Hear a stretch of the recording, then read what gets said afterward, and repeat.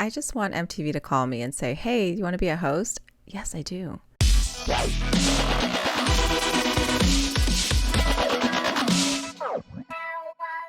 Hey everyone, it's Ashlena. Welcome back to my channel. I just reacted to Enter Sandman and Survive from the Pepsi Center, so go check that out. It's live at the exact same time this is. I wanted to react to The Warning doing their song Hell You Call a Dream on MTV, but also MTV released The Warning on their world tour and Keep Me Fed, like a little interview. So I'm going to check that out too. They're both fairly short, obviously, so might as well combine them and give you guys some extra content this week. I will be continuing my Pepsi Center journey, so stay tuned for that, even if it happens not on a Warning Wednesday. I'm trying my best, so I hope you guys are enjoying the content, and thank you guys, all of you who commented and sent support on my reaction to Breathe, because I was a mess that whole day after that. I was a disaster. I literally picked up my kid after and just hugged her, and she's like, Mommy, why are you sad? I'm like, I've just missed you. And she's like, okay, Mom. Like, she knew I was in a mood. But she always brings joy to my face, so that's all that matters. And so watching Enter Sandman and then Survive after was just, oh, I wish I would have watched it right after that, because I think I would have been okay because they were so great.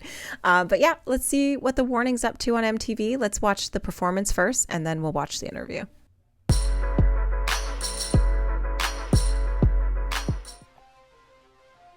I hope the audio's good. Oh, it sounds weird. It sounds tinny and canny. All right, we'll go with that. I've been invaded by the need to stay inside this cage. Day after day I'm hurting, but I choose to stay this way. Running out of things to say. Isn't it normal to love when we hate, treating me out just the same? I'm in too deep. Give me something to believe. And this night called dream.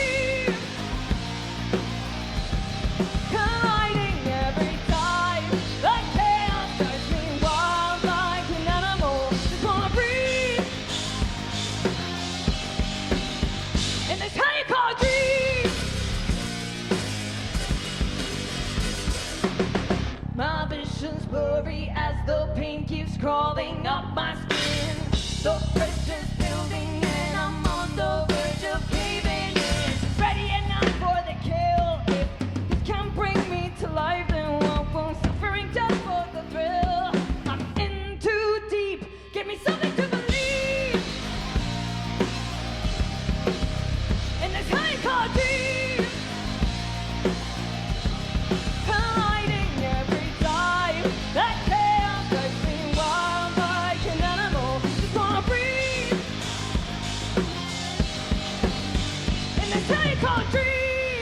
Eyes are always open in the dark.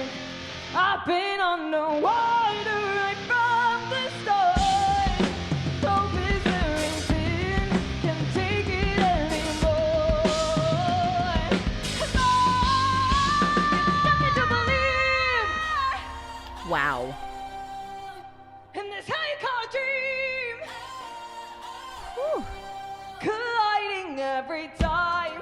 That chaos drives me wild like an animal that's gonna breathe. Maybe I don't wanna be nobody. And it's how you call a dream. How you call a dream. Colliding every time. The chaos drives me wild like an animal. Hi, LA. Oh my God.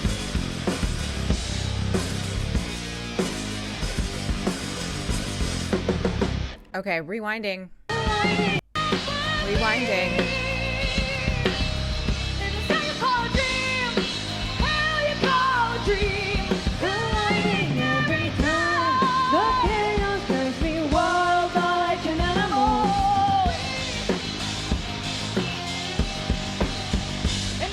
It's like watching a unicorn, you know? You don't get to see it often, but when you do, you're just like, keep going. Her voice is so pretty. I really do think she has an extraordinary voice. She's just She just doesn't like to sing, and that's okay. It's a shame that people who are really good singers don't like to sing. Isn't that interesting? I'll never understand it. But she is a gem. And yeah, their microphones were very loud compared to everything else. So that's probably why we got that Ale moment. But I wonder if they had time to rehearse this, because it sounded like Ale could hear how loud she was and then backed off, But you know what? Who cares? I wonder also, I have so many questions for this band. I wonder if they go into every performance thinking this is the song that could get us one fan. You just never know. Or if it's just like, another performance we have to do of the song over and over and over again. And I'm sick of it. Or I'm just so happy to be here and play this. Okay, that's cool.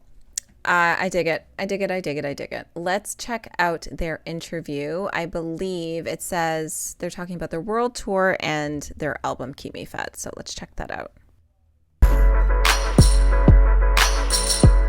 Hey, what's going on? Welcome back to Fresh Out Live. I'm your host, Kevin Kenny, and my guests today are the literal definition of rock stars. They are dominating the genre. Here to talk all about their latest album and touring the world, please welcome back to Fresh Out Live our good friends, The Warning.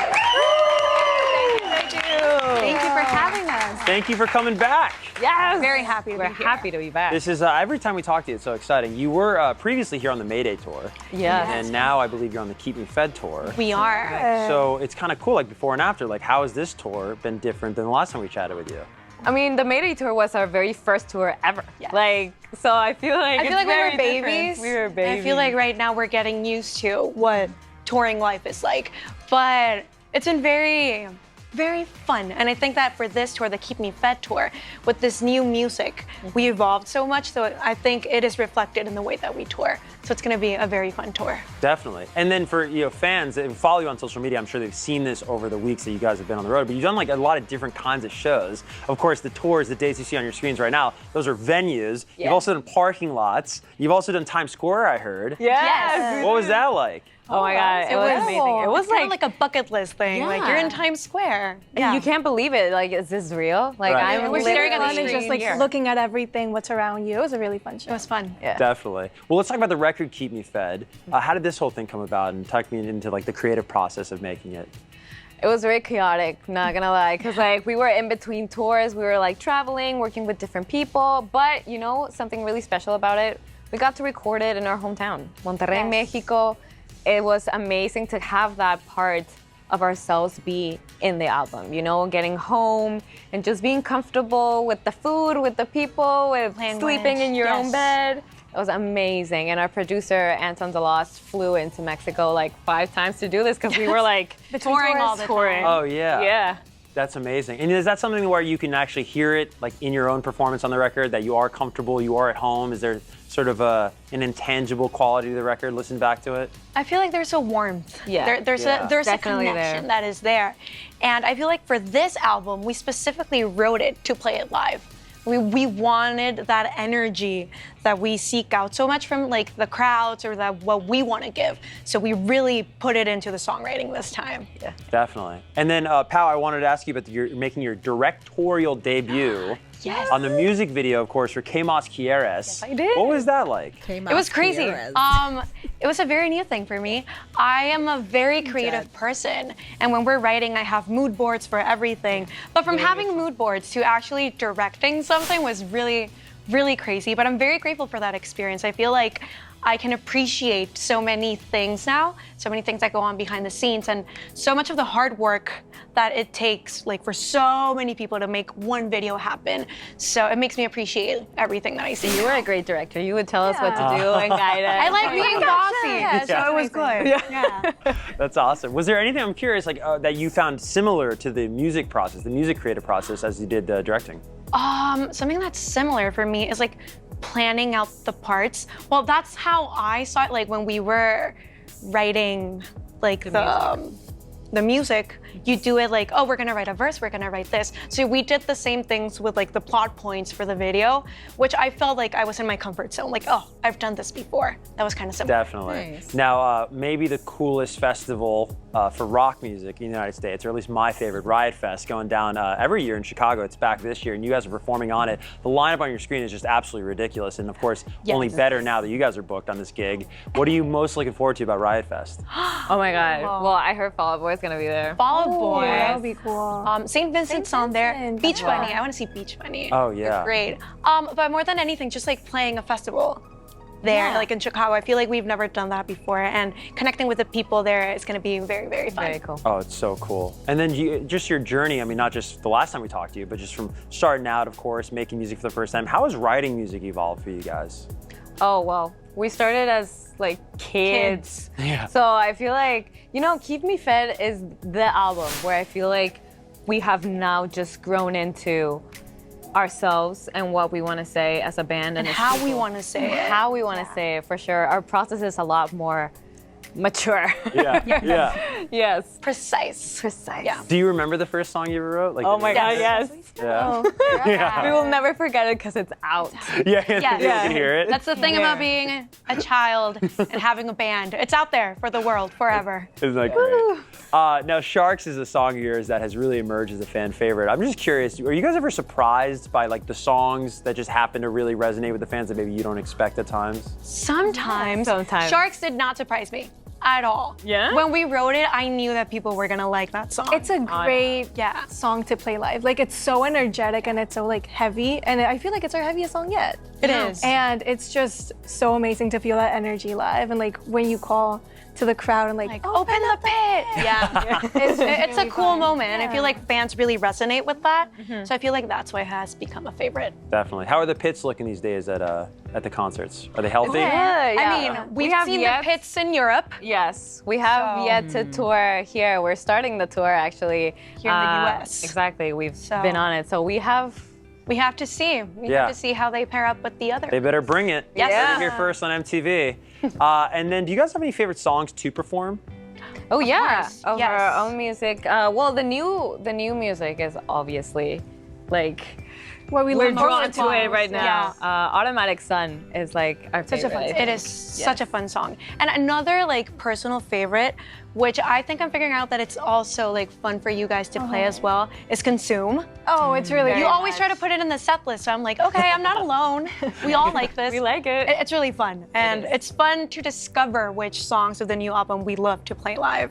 Yeah. Definitely. Well, tickets are on sale now. We highly encourage you to check it out, and you better bring the energy in the pits. You heard it here from the Warning first on MTV. Give it up, of course, for our guest, The Warning. And thanks so much for coming back and hanging with us, guys. And you watching MTV right now, you better check out The Warning's latest album, Keep Me Fed, and catch them in a city near you.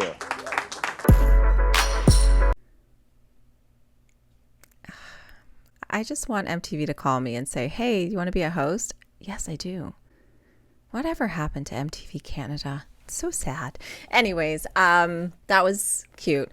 The thing that drove me nuts about this whole interview was that fucking background music. Why was that necessary? Why was it so loud? Turn that shit down. I just want to hear what they have to say. You know what I mean? It was weird. But anyways, I liked their answers. Obviously, the questions over time are getting quite repetitive from the hosts about, their favorite songs, their, how's the tour going, whatever, whatnot. But it's okay. That's PR life. That's what happens when you're in a band. You get asked the same questions over and over and over again. That's why I love interviews like Allison's interview with them, because it's more personal. I assumed this would just be a generic kind of interview, which in turn it was. But as always, they are gracious how they answer and very poised and wise beyond their years. So I appreciate seeing the interview after the performance. As you guys know, Pomona is coming up. I'm really excited to go to California for the first time in my life. I know that's crazy to think, but I have never been there.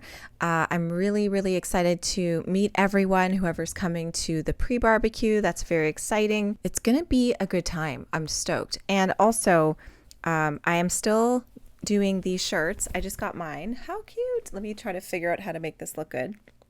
How cute is that? Come on. I wanted to make something fun, but also I don't get any money from these, you guys. I use a site called Redbubble who does the shipping, the printing, the buying of the shirt, etc. The only thing I do is create the design. What you're supposed to do is jack up their price so you get a piece of whatever someone buys. And normally I make probably like $4 off a shirt. But I took off my percentages up until this show is over at least, because who's going to buy this after?